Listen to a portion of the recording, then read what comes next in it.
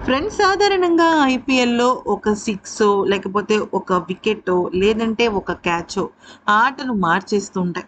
అలాగే సూపర్ ఓవర్‌లు, double super ఓవర్‌లు కూడా మంచి ఊపునిస్తాయి, కిక్‌నిస్తాయి. కానీ ఒక్కొక్కసారి కొన్ని క్యాచ్‌లు నా భూతో నా భవిష్యత్ అన్నట్టుగానే ఉంటాయి.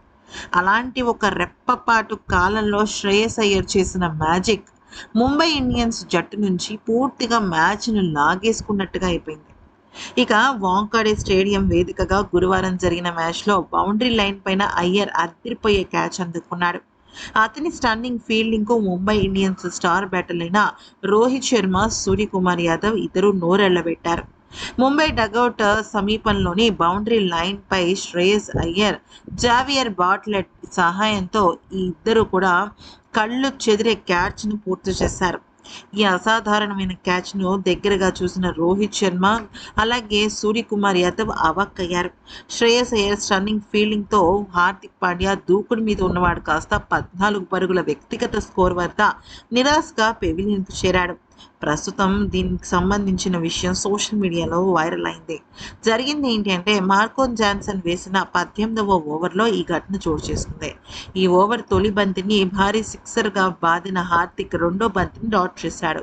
మూడో బంతిని లాంగ్ ఆన్ దిశగా భారీ షాట్ ఆడగా సిక్సర్‌గా దూసుకొచ్చిన బంతిని బౌండరీ లైన్ పైన ఇక అయ్యర్ అద్భుతంగా అందుకొని చాకచక్యంగా లోపలికి విసిరాడు. అక్కడే ఉన్న బాట్లెట్ ఏ తప్పిదం లేకుండా నేరుగా అది అందుకున్నాడు.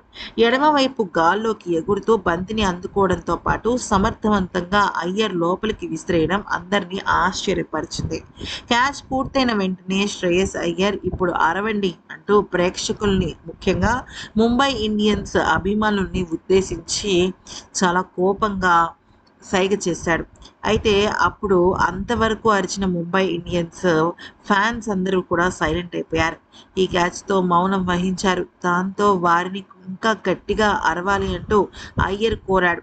ఈ క్యాచ్‌ను ముంబై డగౌట్‌లో కూర్చుని చూసిన రోహిత్ శర్మ, సూర్యకుమార్ యాదవ్‌కు మాట రాలేదు. వాళ్ళు షాక్ అయిపోయారు. ఇదేం క్యాచ్‌రా బాబు అన్నట్టుగానే రోహిత్ అలాగే సూర్య ఇద్దరు కూడా స్టన్ అయిపోయారు. ఈ వీడియో నచ్చితే లైక్ చేసి సబ్స్క్రైబ్ చేసుకోండి.